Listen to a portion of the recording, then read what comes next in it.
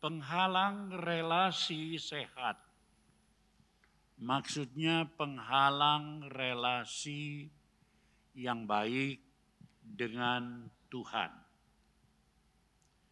Relasi hidup manusia pada umumnya dengan dunia dan kemewahannya.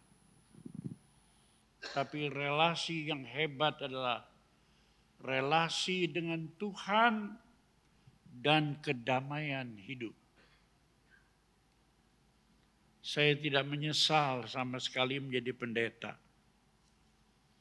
Dulu saya adalah asisten accountant di Surabaya. Saya meninggalkan dalam satu hari 5 perusahaan. Saya menyerahkan diri jadi seorang hamba Allah. Dan saya tidak pernah menyesal. Karena nomor satu itu hubungan dengan Tuhan. Kalau hubungan kita dengan Tuhan itu benar, Tuhan bersumpah janji memberikan damai sejahtera. Tetapi kalau hubungan kita dengan dunia, terus pasti kita banyak duitnya. Tapi makin banyak duit, makin bencana 3 perkara. Mabok dengan harta, mabok dengan pangkat hormat kedudukan, dan mabok dengan asmara alias wanita. Kalau sudah dengar perkara ribut-ribut, orang bingung menyelidiki. Tapi saya sudah tahu, mungkin gak itu dengan harta? Tidak mungkin, dia pergi tentara bawahan, polisi bawahan. Mungkin gak itu dengan pangkat hormat? Tidak mungkin. Tinggal satu lagi, asmara wanita. Ini sudah kunci kehidupan. Sekarang hubungan kita dengan Tuhan, kalau itu nomor satu. Tuhan bersumpah dalam Mazmur 112. Mazmur 112, berbahagialah orang yang takut akan Tuhan dan amat suka akan segala firman-Nya, perintahnya. Anak cucunya perkasa, angkatan orang benar diberkati Tuhan. Harta dan kekayaan ada dalam rumah tangganya. Kebajikan kekal selama-lamanya. Saat ini Rubin sedang ada di Amerika, menghadiri konferensi Church of God, gereja tetangga kita, gereja teman kita, gereja partner kita. Saya mendengar dia menyampaikan firman Tuhan. Di mana sudah sekalian, pendeta-pendeta seluruh Church of God kumpul. Mereka bertepuk tangan mendengar Indonesia, kemajuan di Indonesia. Luar biasa. Jika kita menyebutkan anggota GBI lebih dari 3 juta orang, mereka bertepuk tangan semua. Tapi ketika Rubin menyatakan di Indonesia bukan saja laki-laki jadi pendeta, perempuan pun jadi pendeta. Pada banyak yang bersoal, sebab Church of God hanya laki-laki. Kita perempuan pun diberi asal yang benar, ya, yang sesuai dengan firman Allah, hubungan yang manis. Begitu pula di dunia ini, kalau pasangan muda-mudi sedang mulai bercinta, maka mereka itu sudah sekalian harus lebih dulu saling mengenal, saling mengetahui urusan pendidikannya serasi apa enggak, kemudian cara-cara berpikirnya, kemudian sampai soal makanan, ditanyakan soal hobi, waduh banyak persamaan atau tidak. Kalau banyak persamaan atau keserasian, maka dalam hal tersebut hubungan itu akan makin berlanjut. Makin hari makin akrab. Sebaliknya, Kalau tidak banyak persamaan, paling banyak pertentangan dalam hati tentunya, maka hubungan itu tidak akan berlanjut. Demikian juga hari ini kita membahas penghalang relasi sehat dengan Tuhan. Apa yang menjadi penghalang? Kita baca dalam Yesaya 53 ayat 1 sampai 3 demikian. Siapakah yang percaya kepada berita yang kami dengar? Kepada siapakah tangan kekuasaan Tuhan dinyatakan? Sebagai taruk ia tumbuh di hadapan Tuhan, sebagai tunas di tanah yang kering. Yesaya 53 ayat 1 sampai 3. Terus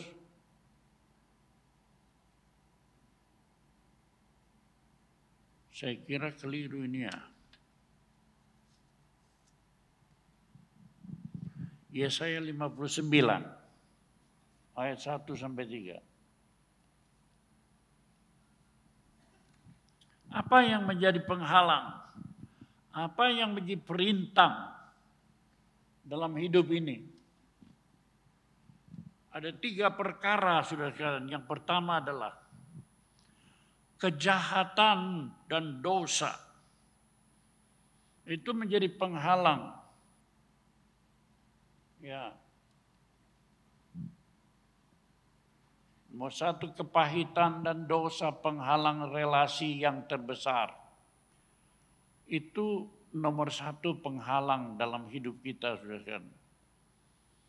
Sebagai seteru Kristus, sebab dalam Filipi pasal 3 ayat yang ke-19 dikatakan demikian. Kesudahan mereka ialah kebinasaan. Tuhan mereka ialah perut. Kemuliaan mereka adalah aib mereka. Pikiran mereka semata-mata tertuju kepada perkara duniawi. Mari kita renungkan. Adakah pikiran kita tuh lebih besar kepada perkara duniawi? Lebih besar kepada pikiran isi perut, makan nomor 1. Adakah demikian? Kemudian kemuliaan mereka adalah aib mereka. Saudara kalau lihat di televisi saudara sekalian, maka kita lihat itu gospot. Mereka kalau banyak kawin itu bagus. Saya pernah dulu indekos di Surabaya waktu muda. Pembantu rumah tangga itu bangga sekali. Saya ini orang yang 5 kali kawin. Saya pikir ini kok kemuliaan. Buat kita orang percaya itu kehinaan. Dosa besar. Tapi dia kok bangga. Nah kalau gospot itu kawin cerai itu sudah biasa. Dan mereka bangga. Ganti lagi. Itu kemuliaan mereka. Padahal kehinaan. Kenajisan dalam hidup. Itu menjadi kebanggaan mereka. Kedagingan. Pikiran mereka semata-mata perkara duniawi. Jadi kalau kita lihat televisi begitu dan gospot, cerai, kawin, rasanya muak. Jangan terlalu suka nonton televisi. Jangan terlalu suka nonton sinetron, racunnya banyak ke dalam jiwa. Kalau ibu bapaknya suka, anak cucunya juga suka, di situ kerusakan tanpa dirasa, saudara sekalian. Akhir-akhir ini heboh dengan apa yang disebut Citayam Fashion Week. Ada satu daerah di Dukuh Utara namanya Citayam, Sudirman di pusat kota. Di tengah jalan mereka mode show. Bajunya yang luar biasa, dari yang paling bagus sampai yang paling jelek mau di show. Di sana sudah sekarang diadakan ya Di jalan-jalan tidak peduli lalu lintas. Di sana kebebasan berpakaian secara liar. Di sana berpakaian seronok, buka-bukaan. Di sana juga penuh dengan pemberontakan terhadap tata krama hidup sopan. Tidak ada lagi batasnya. Kemudian di sana juga mereka itu mengalami cinta dadakan. Anak-anak muda itu senang sekali melihat cinta, cinta, cinta. Apalagi mereka punya HP, semua di dalam HP itu bukan cinta. Pornografi, percabulan, persundalan masuk di dalam itu. Manusia modern itu tidak merasa bahwa mereka digiring masuk dalam suasana Sodom dan Gomora. Sehingga mereka itu merasa dosa itu biasa. Maka orang kalau sudah merasa dosa itu biasa, tidak ada lagi takut akan Allah. Kesudahan mereka adalah kebinasaan. Wah, luar biasa, saudara. Padahal mereka itu terdiri dari orang-orang yang mengalami krisis sosial. Kacau dalam kehidupan keluarga. Kacau dalam kehidupan bermasyarakat. Jadi asosial, artinya tidak sebagaimana orang biasa punya hubungan kemasyarakatan yang baik. Orang-orangnya dicap asosial ini. Oh, rusak hubungan baik dengan keluarga, orang tua, ya. Di sana banyak sekali yang di Citayam itu, yang lenggang-lenggok itu, banyak sekali orang yang gay, laki-laki yang menyimpang dengan laki-laki, LGBT, ya, lesbian, perempuan dengan perempuan, bisex, ya perempuan ya laki, kemudian transgender, yang perempuan jadi laki, yang laki jadi perempuan. Saudara-saudara, teman saya seorang psikolog menggambarkan. Dia bilang, aduh, ini suasana Sodom Gomora sudah sampai di muka bumi sekarang ini. Saudara-saudara coba iseng-iseng buka Google. Di depan Perserikatan Bangsa-Bangsa, Gedung Perserikatan Bangsa-Bangsa, itu ada apa? Ya. Simbolnya apa? Simbolnya apa? Itu dibuat di Amerika. Sebab itu yang membuat sekarang banyak pengaruh dari LGBT. Jadi sekarang tuh di LGBT itu sudah merajalela terutama di Amerika, di Eropa. Dan kalau ada pendeta yang melarang laki-laki kawin dengan laki-laki, pasti pendeta itu ditangkap. Pasti dipenjarakan. Saya pikir, puji Tuhan, aku lahir di Indonesia. Aku melayani Indonesia. Evergreen. Sebenarnya orang tidak kurang sekali menghargai Indonesia. Saya sudah keliling 55 negara di dunia. Saya senang sekali. Kenapa?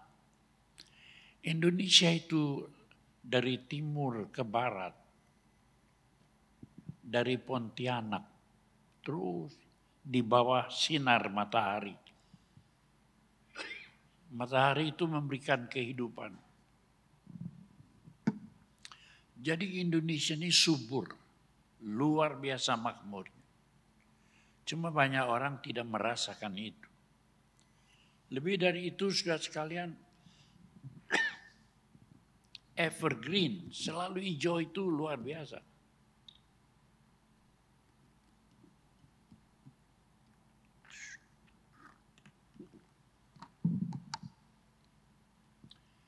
Indonesia terdiri dari 17.504 pulau.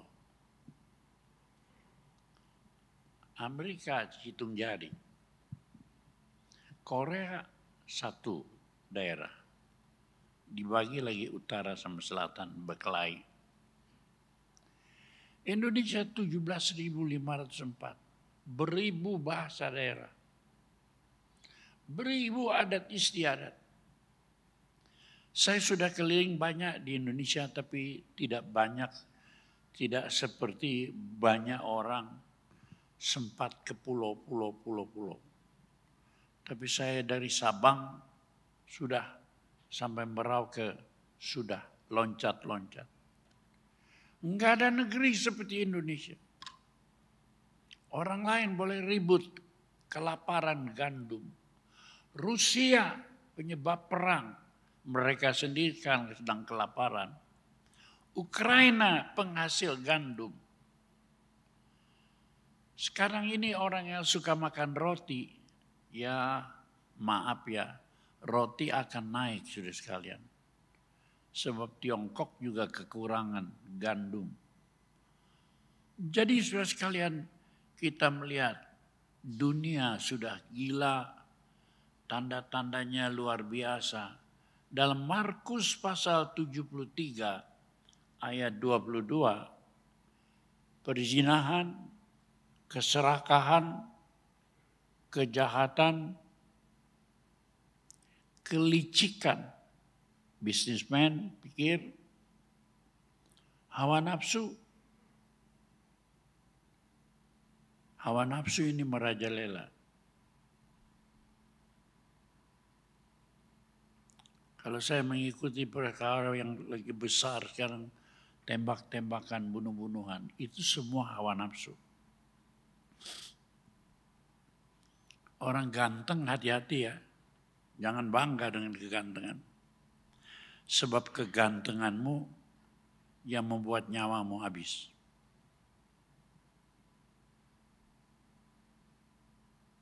Orang pintar hati-hati, rendah hati. Sebab kesombonganmu akan memancing banyak musuh dan yang membuat hidupmu terhenti di atas muka bumi ini. Kelicikan, banyak orang licik, hawa nafsu, iri, dengki. Ini penyakit iri luar biasa. Sirik dengki. Orang yang iri dengki tidak bisa sehat. Alkitab mengatakan kebencian itu mengeringkan tulang. Sakit rematik, sakit kepala tidak berhenti, sakit jantung menyambungi lagi, hujat, kesombongan, kebebalan, bebal itu. Diberi firman Allah enggak masuk. Itu namanya bebal. Diberi nasihat tidak masuk. Kalau sudah bebal, suara hatinya sudah mati. Semua hal-hal jahat ini timbul dari dalam dan menajiskan orang. Saya berbahagia oleh karena sudah kalian mendidik anak-anak nomor 1 menjaga hubungan dengan Allah. Di Tasikmalaya saya membesarkan anak. Kemudian cucu sebelum mereka pindah ke Bandung. Sekarang urusan saya membesarkan buyut. Bukan saja membesarkan, saya ini sudah kalian mengasihi mendidik mereka dengan segenap hati. Setiap anak, setiap cucu, saya berikan rumah, saudara. Hari-hari ini saya memikirkan buyut. Saya memberikan asuransi pendidikan untuk buyut saya. Karena kalau saya kasih cuma dengan mulut saja, sia-sia. Kasih itu memberi. Kasih itu peduli. Kasih itu care. Sangat peduli. Jadi saya memberikan kasih itu nyata dan terasa. Berapa banyak orang di sini bilang aku mengasihi Tuhan. Mengasihi Tuhan itu bukan Kristen, bukan. Orang Kristen tidak bisa mengasihi Tuhan. Agama. Tapi orang yang mengasihi Tuhan, Yohanes 1 ayat 12, seberapa banyak orang yang menerima dia, diberi kuasa menjadi anak-anak Allah. Jadi berhenti memikirkan Kristen masuk surga. Sebab banyak sekali penghalang-penghalang dalam hidup manusia Kristen. Tapi kalau sudah menjadi anak Allah, roh Allah mendiami dirimu, baru aku percaya betul-betul bahwa roh Allah akan menuntun kita ke sana, saudara sekalian. Nah, sebab itu kita harus mengerti banyaknya dosa di dalam dunia ini menjadi penghalang dalam hidup kita. Ya, menghalangi hadirat Tuhan, hubungan kita dengan Tuhan. Jangan sampai itu terjadi. Tapi kita harus berusaha meluruskan anak kita, cucu kita. Hari ini buyut saya sedang saya perhatikan. Tidak cukup mendoakan, tapi membesarkan. Tiap ulang tahunnya saya harus datang. Ulang tahunnya itu bulan Juli. Yang pertama Benaya. Saya berpikir harus dibeli mainan apa nih sekarang. Tapi yang sehat. Tapi nomor satu saya belikan buku. Itu anak kalau diberi buku senang sekali. Ya, buku apa saja, terutama buku-buku Kristen. Orang tua yang mau beruntung datanglah ke toko buku Gramedia. Datanglah ke toko buku Kalam Hidup. Datanglah ke toko buku Gunung Mulia. Cari itu buku-buku, terutama buku Kristen. Biasakan mereka dari kecil untuk menjadi kutu buku. Cucu saya umur 2 tahun setengah punya perpustakaan rohani di rumahnya. Segala macam buku ada. Kalau kecilnya kutu buku, dia pasti jadi orang pintar. Kalau kecilnya kutu buku rohani, dia pasti jadi orang yang besar di hadapan Tuhan. Sebab Tuhan bersumpah janji untuk itu. Tapi sekarang ini suasana Sodom Gomora yang saya bacakan segala macam dosa itu sudah nyata sekali. Sebelum Tuhan menurunkan api ke kota Sodom Gomora, maka kita melihat di sana percabulan, persundalan. Lut dikunjungi oleh malaikat Tuhan. Sebab apa? Ada ayat dalam Keluaran pasal 19. Karena doa Abraham maka dilepaskan Tuhan si Lut. Lut itu keponakan yang tidak baik. Lut itu keponakan yang serakah. Lut itu keponakan yang duniawi. Ketika Abraham bilang pilih, kalau kau ke utara aku ke selatan. Kalau kau ke selatan aku ke utara. Pilih, kalau kau ke timur aku ke barat. Pilih dulu. Nah kalau orang di Indonesia kan biasanya tahu sopan santun. Jangan saya dulu om, Asuk dulu lah yang milih. Sisanya kasih sama saya. Cek dulu yang milih. Cek kan ngegedein saya, ngidupin saya. Tapi kemudian mereka tidak peduli. Lut melayangkan pandangannya ke daerah Sodom dan Gomora. Sebab seperti taman Tuhan. Bukan taman Tuhan. Sodom Gomora itu seperti taman Tuhan. Berapa banyak orang Kristen sekalian tertipu. Suka sekali seperti daerah Sodom dan Gomora. Seperti sana banyak mendatangkan kemakmuran, kekayaan, keberuntungan. Ya. Tapi sayangnya seperti taman Tuhan. Lalu di sanalah saudara sekalian segala percabulan, persundelan, segala macam ada. Ketika malaikat datang ke rumahnya Lut, malaikat itu berwujud seorang laki-laki, lalu orang-orang sekotanya itu mengepung rumahnya Lut. Berikan laki-laki itu untuk kami pakai. Itu laki-laki yang berteriak, untuk kami pakai, sama-sama laki-laki. Lalu Lut berkata, jangan begitulah, aku punya 2 anak perempuan. Kalau kau mau, pakailah anak perempuanku. Jangan tamuku. Tamunya itu malaikat Tuhan. Begitu rupanya.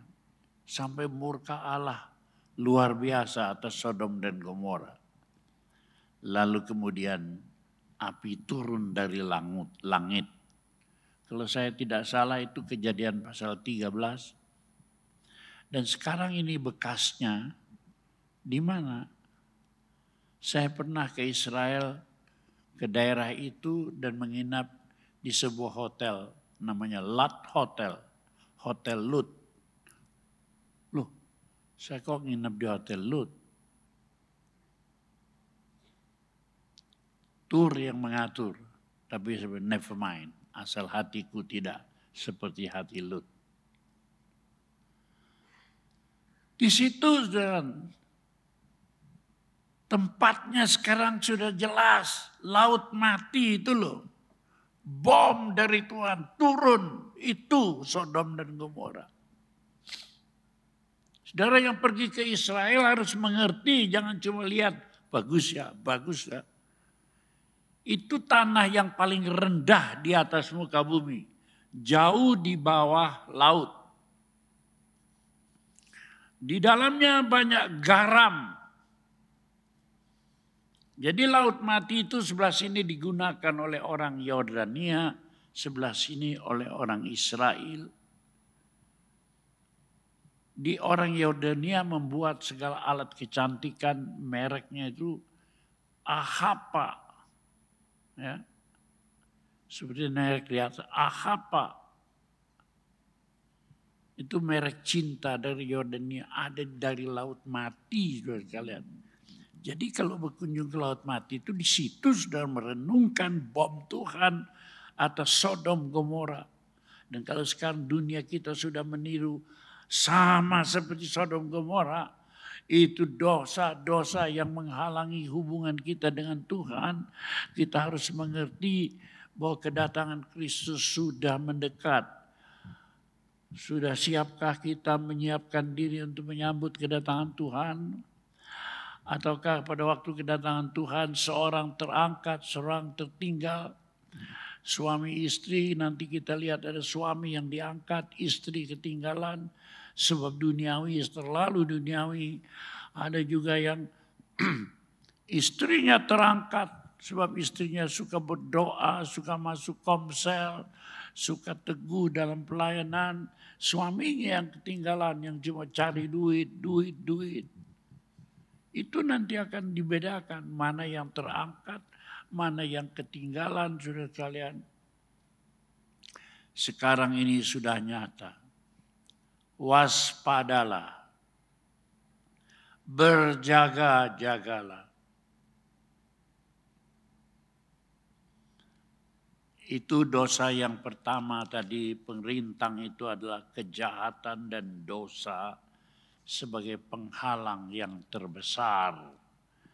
Nomor 2, dalam Yesaya 59 ayat yang ketiga, tadi ayatnya 53 ayat 3, itu saya koreksi 59 ayat 3. Di sana dinyatakan tangan yang cemar.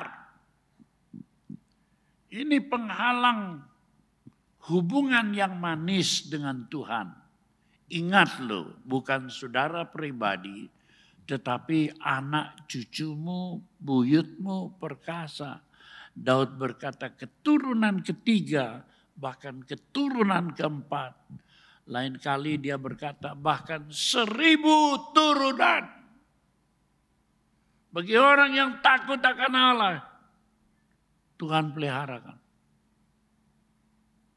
Jadi mesti yang ini kongco memikirkan anaknya si engkong, anaknya ningkong si papa mama, terus anaknya lagi sudah sekalian kelompok dia, lalu kemudian anaknya, cucunya, buyutnya, keturunan ke-7.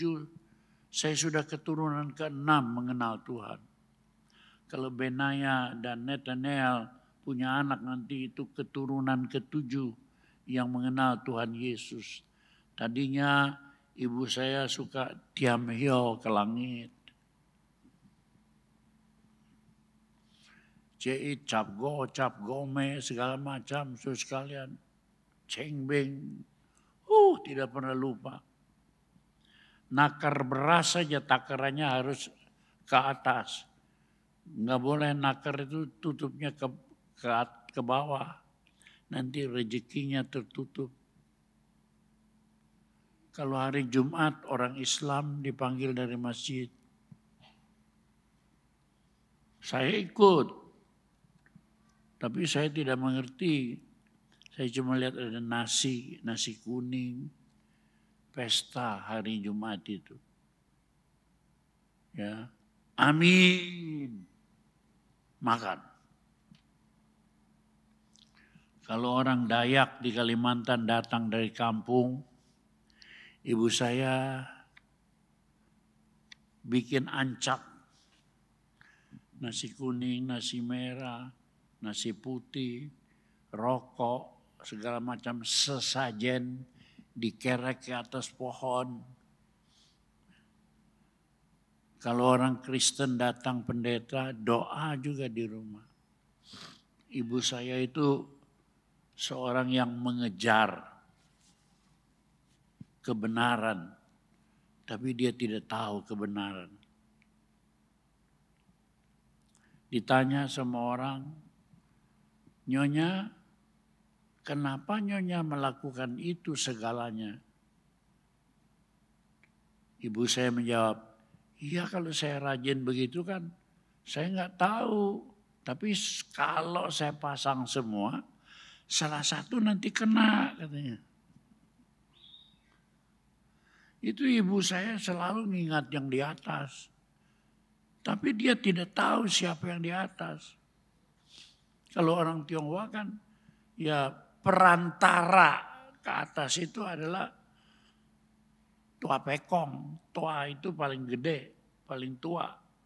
Pekong paling tua. Sebab tua pekong itu dewa yang menghubungkan kita dengan Allah, bukan Tuhannya. Tian Kung atau Tian itu orang Tionghoa.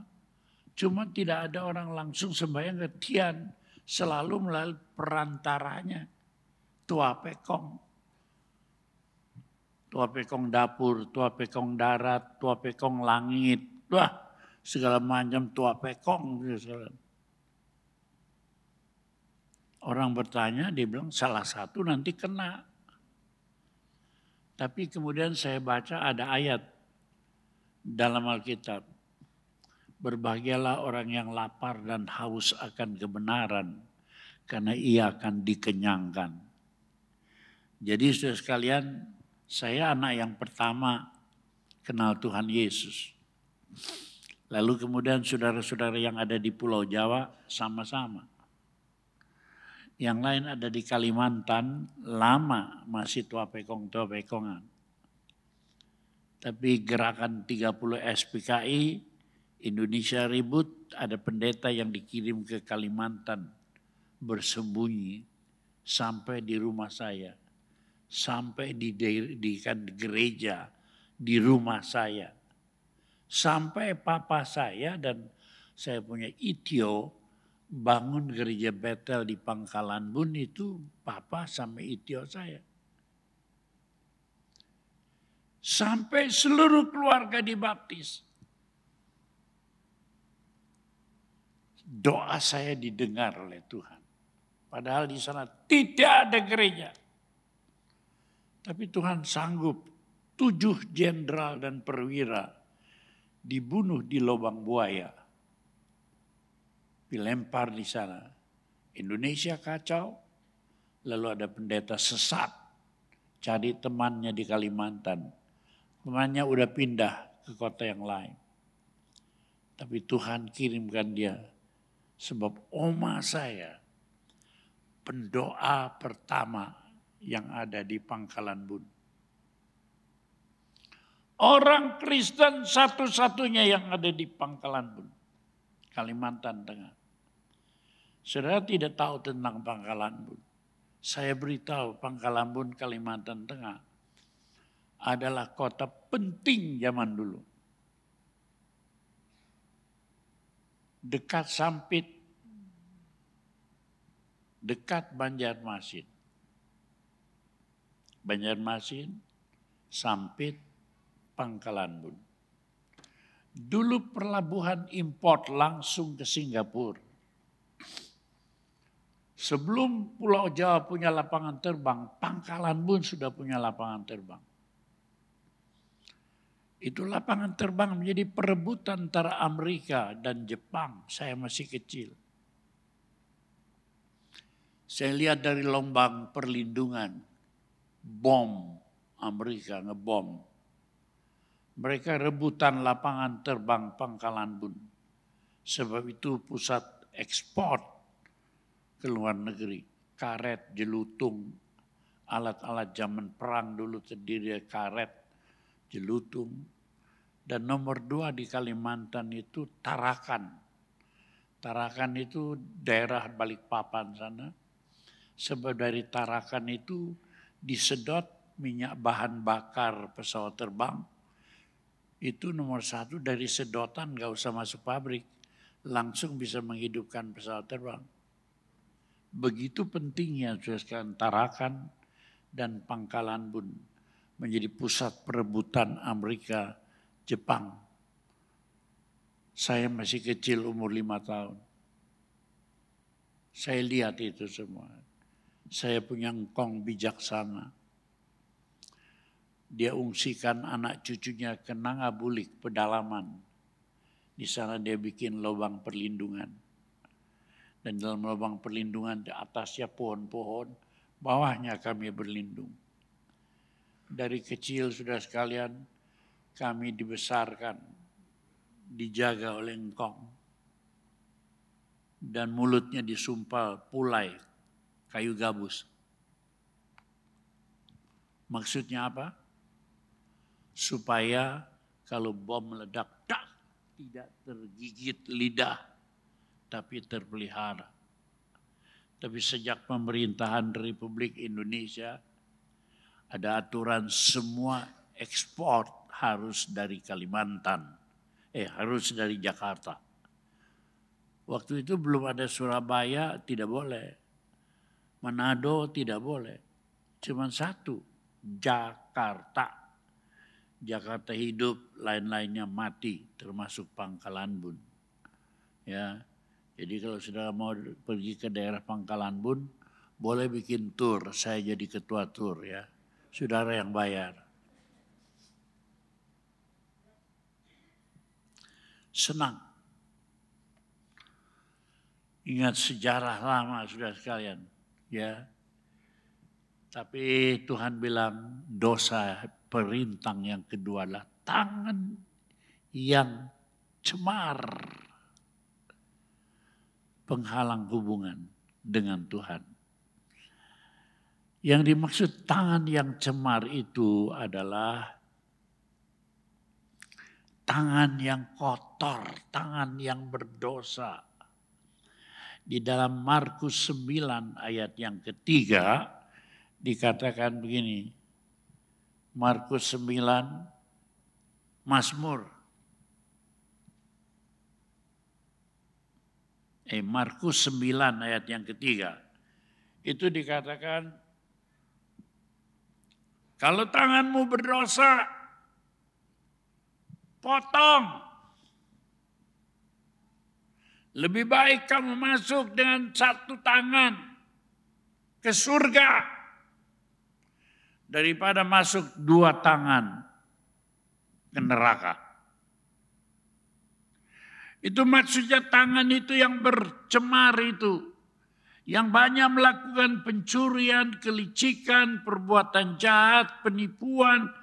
Dari tangan kita yang berdosa ini sudah sekarang lebih baik dipenggal. Itu maksudnya supaya perbuatan-perbuatan dosa kita harus dipotong. Bukan tangannya yang dipotong. Perbuatan dosa yang harus dipotong. Dibuang secara tuntas. Periksa hati kita. Apa dari muda sampai tua. Saya mengenal Tuhan umur 16 tahun. 17 tahun saya penuh dengan Roh Kudus.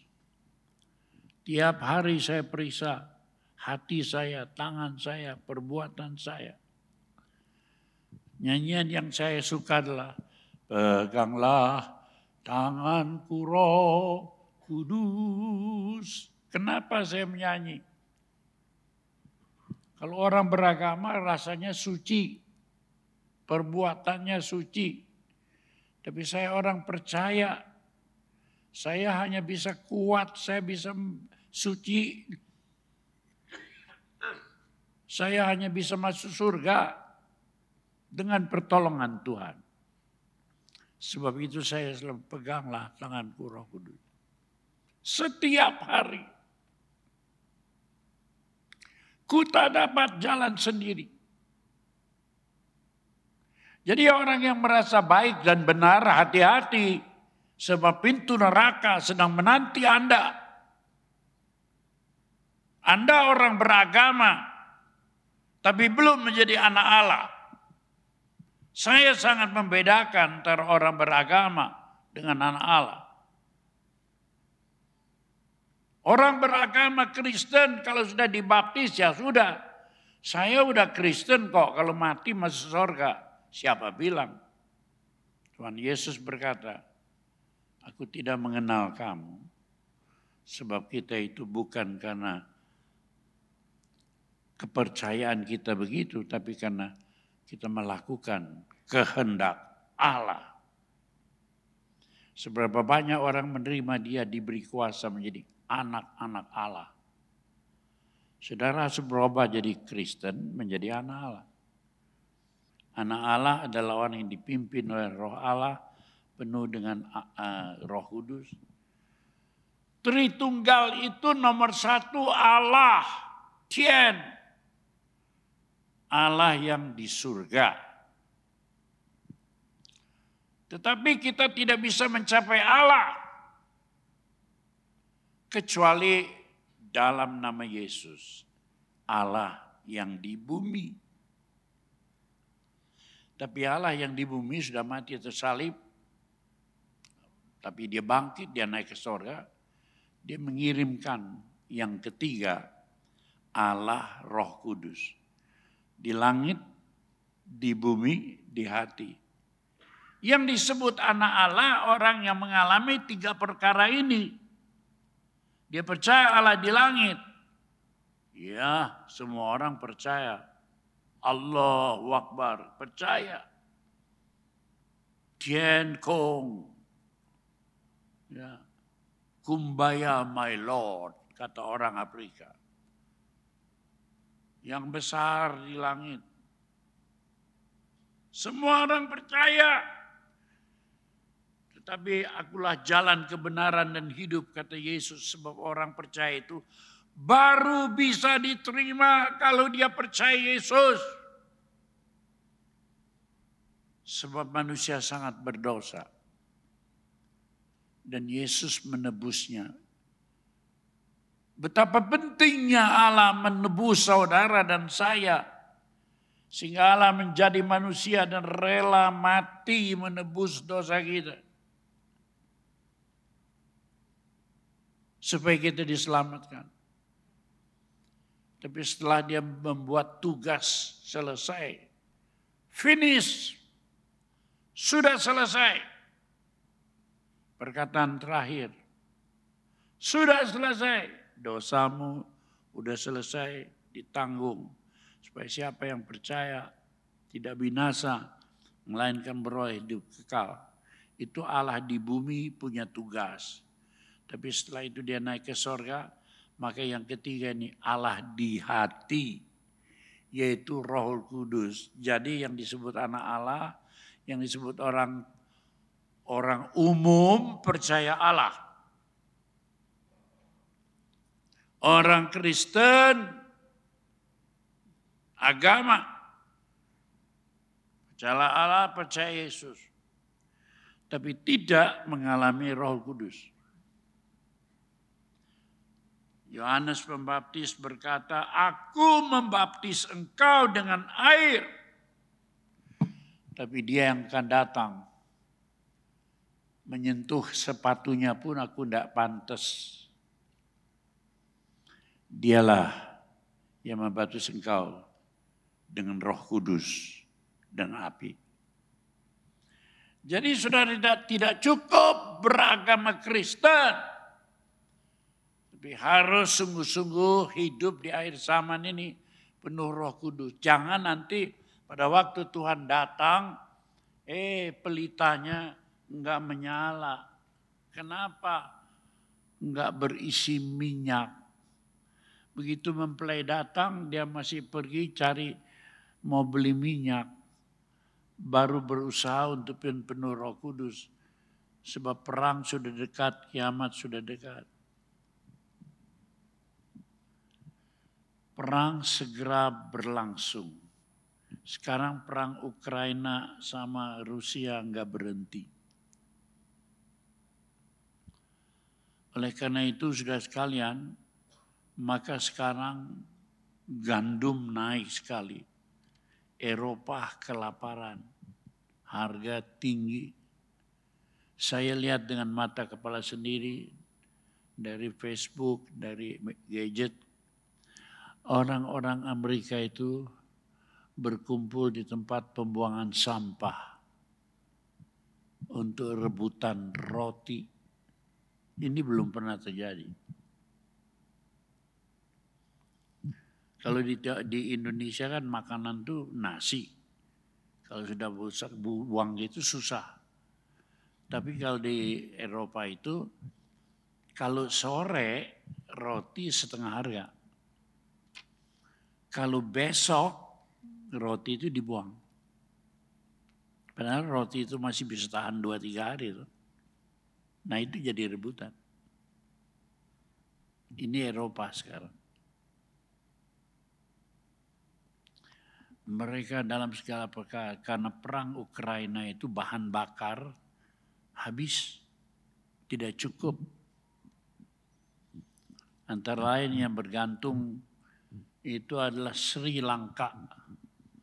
Sri Lanka itu bangkrut negaranya. Jadi untuk makan itu orang gajinya rata-rata kalau dirupiahkan 1,5 juta. Tapi 1,5 juta tidak sanggup sekarang membeli makanan. Karena itu mereka jual diri untuk bisa makan.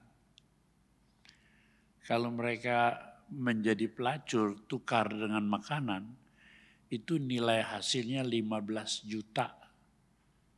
Makmur sekali. Tapi begitu rendahnya hidup di Sri Lanka. Presidennya kabur. Dan intinya Sri Lanka itu oleh karena korupsi. Ya, presidennya dengan keluarganya itu paling makmur, korupsi banyak-banyak, lalu rakyat menjadi miskin. Ini dosa yang jahat, tangan yang cemar, mengumpulkan untuk diri sendiri. Ini harus dipotong. Kita baca bersama Mazmur 24 ayat 3-5.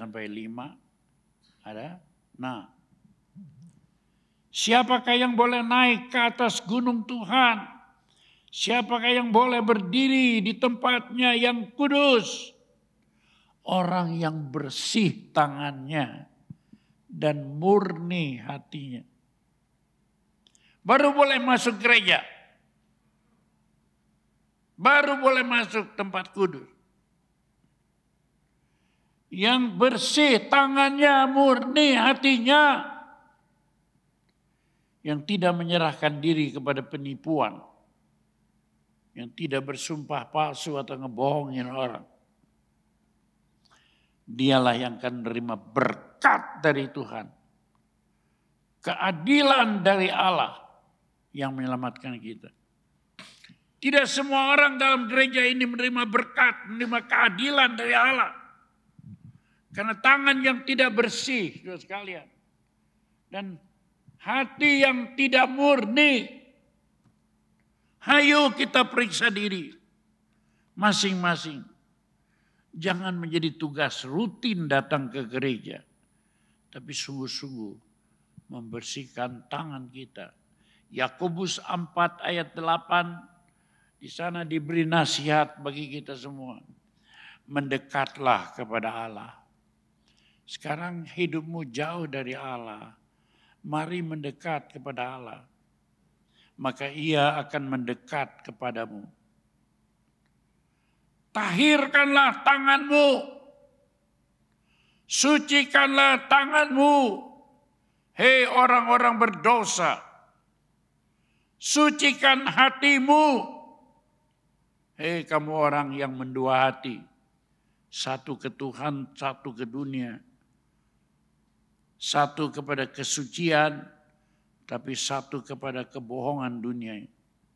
Tuhan bilang, tahirkan, sucikan, supaya hubungan kita dengan Allah makin baik. Yang ketiga, saudara sekalian, dari Mazmur 59, itu adalah mulut yang berdosa dan mulut yang curang.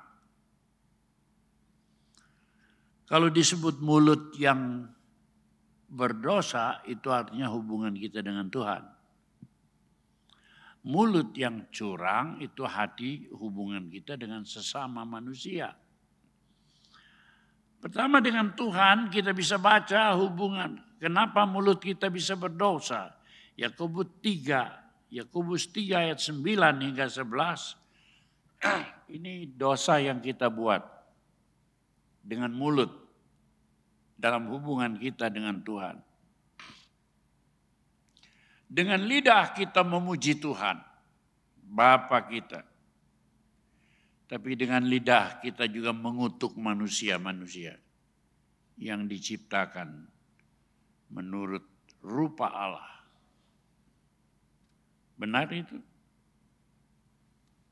Benar itu? Masuk gereja memuji Tuhan, tapi di masyarakat, di rumah, mulut kita itu mengutuk manusia.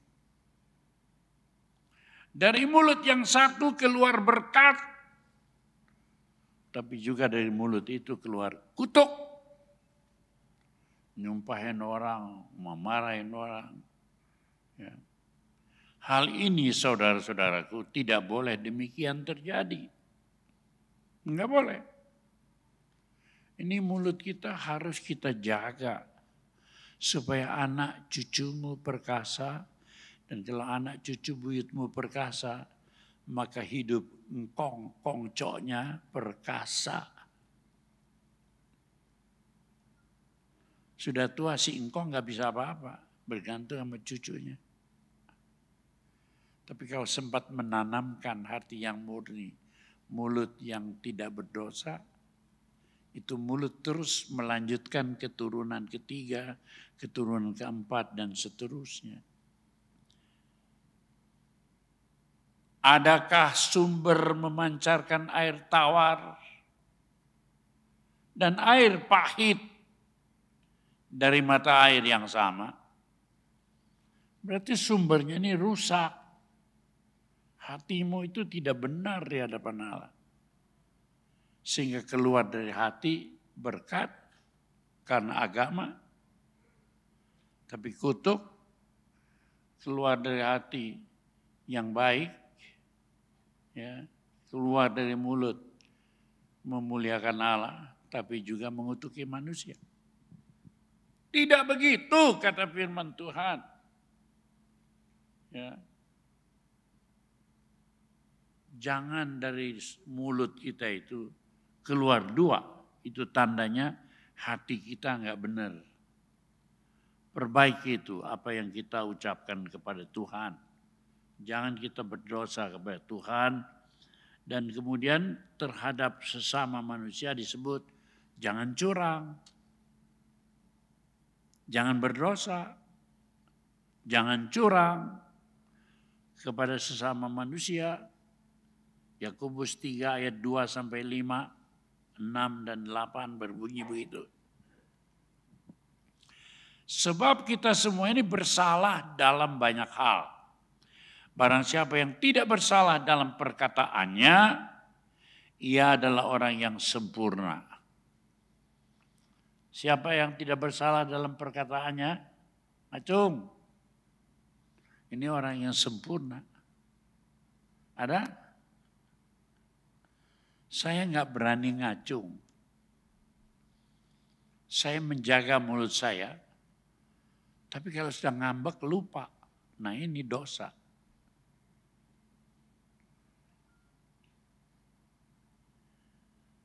Tapi siapa yang mau sempurna, ia mengendalikan mulutnya, berarti mengendalikan seluruh tubuhnya.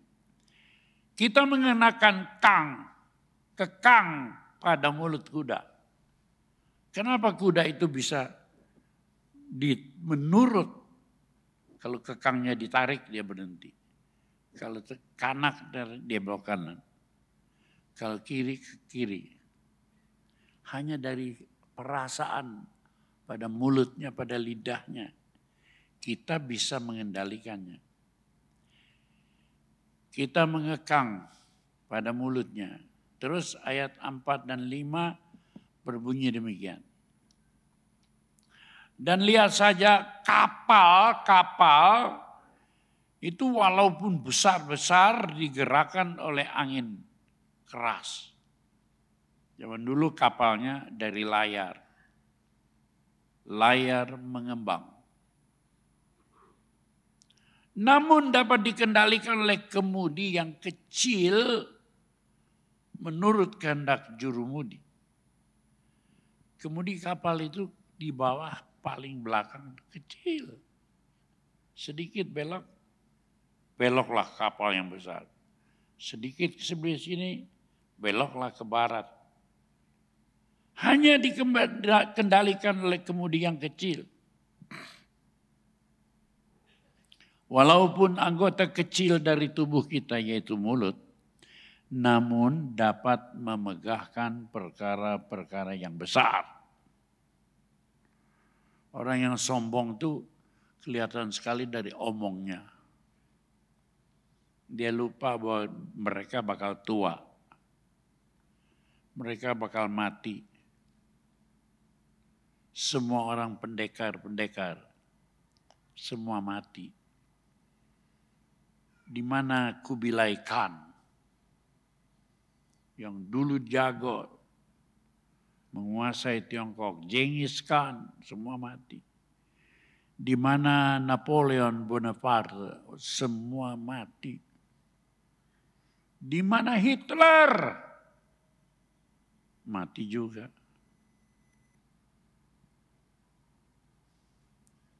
Semua orang besar mati, habis. Jangan lupa loh, hidup manusia itu. Barusan ini di Tasikmalaya ada yang meninggal dunia mendadak. Mendadak, umur 58 tahun, tiba-tiba saja mati. Aduh.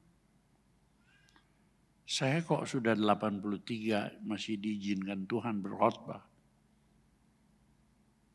Demikian pula dengan lidah kita. Sebuah alat yang kecil tapi mengendalikan seluruh kehidupan ini. Karena itu kita harus berhati-hati dengan mulut kita. Ayat yang ke-6 dan ke-8 lanjutannya kita bisa lihat sudah penghalang relasi kita. 6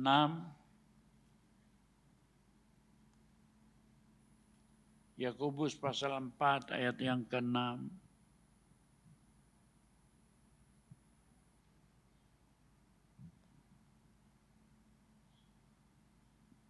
Pasal 3 ayat 6. Lidah pun adalah api. Jadi lidah ini api. Ia merupakan satu dunia kejahatan. Dan mengambil tempat di antara anggota-anggota tubuh kita sebagai sesuatu yang dapat menodai seluruh tubuh dan menyalakan roda kehidupan kita. Jadi kehidupan kita tuh mau bagus atau tidak dari mulut. Coba saudara perhatikan orang yang nasibnya sial. Perhatikan ya. Kumpulkan perkataannya. Barusan tadi pagi saya berbicara dengan keluarga. Coba perhatikan. Orang yang perkataan sial itu disebut negative thinking.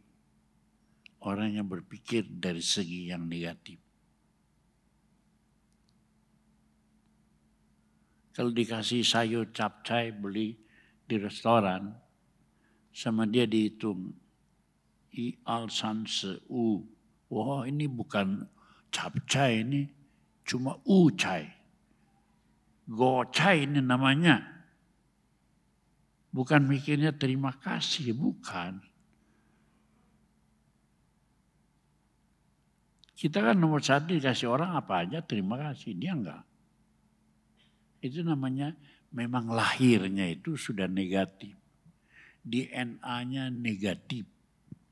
Saya cuma kasih tahu ini ya, supaya kalau ada dalam dirimu orang-orang yang negatif ini, ya DNA-nya dari engkongnya, dari kongconya, dari bapaknya negatif.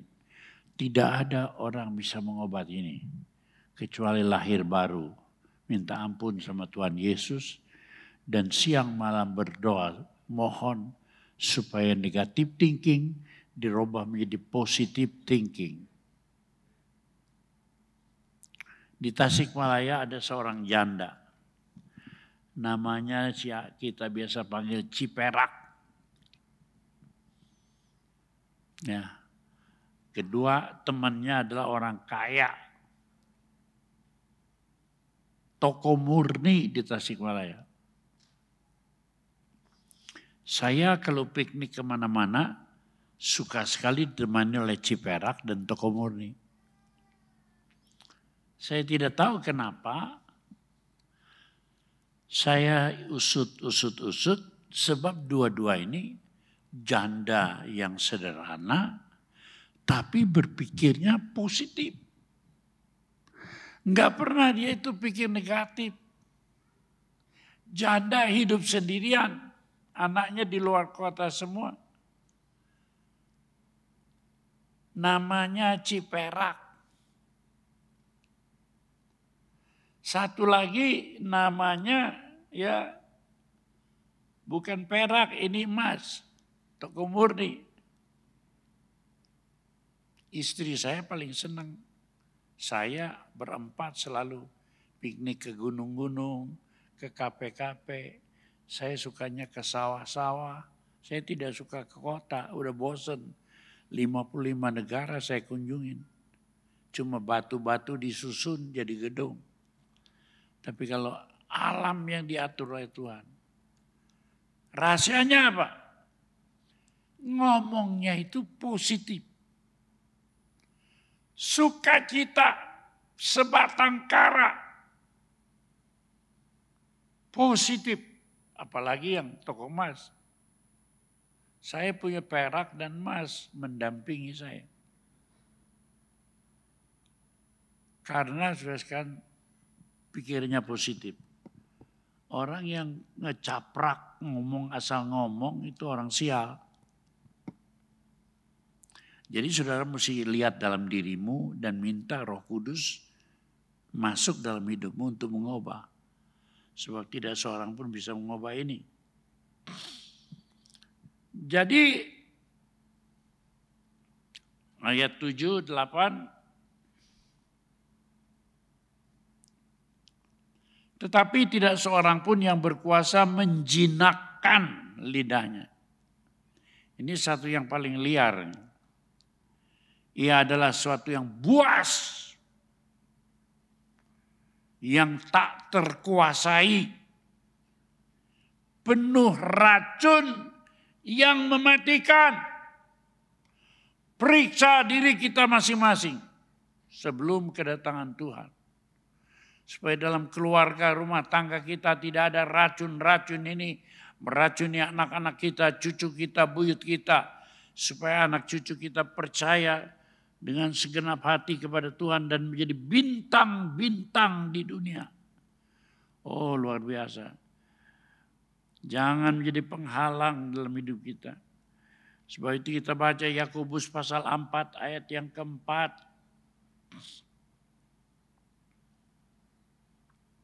Di sana dikatakan, hei kamu orang-orang yang tidak setia. Tuhan iya, dunia iya. Tidakkah kamu tahu bahwa persahabatan dengan dunia adalah permusuhan dengan Allah? Jadi barang siapa hendak menjadi sahabat dunia, ia menjadikan dirinya musuh Allah. Kita masih hidup di dunia, jangan jadikan hidup kita musuh Allah. Jangan. Dengan cara bersahabat mati-matian dengan dunia dan gaya hidup dunia ini. Melainkan ayat 6a, 7, ya, tetapi kasih karunia yang dianugerahkan kepada kita lebih besar daripada itu. Karena itu katakan Allah menentang orang yang congkak, tapi mengasihani orang yang rendah hati. Kalau saudara punya apa-apa di dunia ini membuat kita congkak, bangga hartanya, bangga pendidikannya. Saya lihat kebanggaan ini merusak pendeta-pendeta juga. Ada pendeta yang sudah S1, waduh, sarjana teologi. Sedikit merusak. S2 apalagi. S3, waduh, rasanya punya dunia. Ini banyak orang congkak. Tuhan berkata kalau Anda merupakan orang yang congkak, tunduklah kepada Allah. Lawanlah iblis, maka ia akan lari daripadamu. Ingat, itu kita mesti, nenek moyangnya adalah iblis, tunduk kepada Allah. Kalau kita demikian, maka 2 Tawarikh pasal 7 ayat 13 dan 14 mau merendahkan diri kepada Tuhan. Bila mana aku menutup langit sehingga tidak ada hujan, dan bila mana aku menyuruh belalang memakan habis hasil bumimu, dan bila mana aku melepaskan penyakit sampar di antara umatku. Kalau Tuhan menghukum kita, enggak ada kemakmuran, hujan tidak turun dari langit, kering kerontang, dagangan habis, apa saja yang kita lakukan gagal. Aku menyuruh belalang, nasibmu yang mestinya baik dimakan habis oleh belalang. Belalang pelompat, belalang pengerip, kata kitab Nabi Yoel. Dan bila mana aku melepaskan penyakit sampar. Yang kena sakit penyakit, periksa dirimu. dengar firman Tuhan. Dan umatku yang atasnya namaku disebut. Artinya sudah percaya Tuhan Yesus. Merendahkan diri, berdoa dan mencari wajahku. Lalu berbalik dari jalan yang jahat. Maka aku akan mendengarkan dari sorga dan mengampuni dosa mereka serta memulihkan negeri mereka. Memulihkan keadaan mereka. Memulihkan lingkungan hidup kita. Tuhan berjanji itu. Jadi jangan marah kalau dosamu keserempet. Tapi bertobatlah. Tuhan mau memulihkan engkau. Sehingga akhirnya apa yang Tuhan kehendaki jadi dalam hidupmu. Apa? Yesaya 51 ayat 1 sampai 3, 1, 2 dan 1 dan 3 adalah dengarkanlah aku, hei kamu yang mengejar apa yang benar. Hai yang mencari Tuhan. Dengar baik-baik. Kalau kau mau mencari yang benar dan betul-betul mencari Tuhan, dengarkan. Next, ayat 3. Sebab Tuhan menghibur Sion. Menghibur segala reruntuhan. Kalau Anda merasa berdosa, dalam. Ada dosa lama yang disimpan. Jangan terus menangis. Enggak usah. Kita bukan hidup beragama, cari orang baik. Enggak. Tapi Tuhan menilik orang yang beriman. Sebab Tuhan menghibur Sion. Menghibur segala reruntuhan. Dulu kau berdosa, tukang kawin, tukang berzina, tukang bohong. Segala macam dosa. Dengar, ia membuat padang gurun seperti Taman Eden. Padang belantara seperti taman Tuhan. Kalau kau taat dengar firman Tuhan yang kusampaikan hari ini, maka Tuhan akan membuat padang gurun menjadi Taman Eden.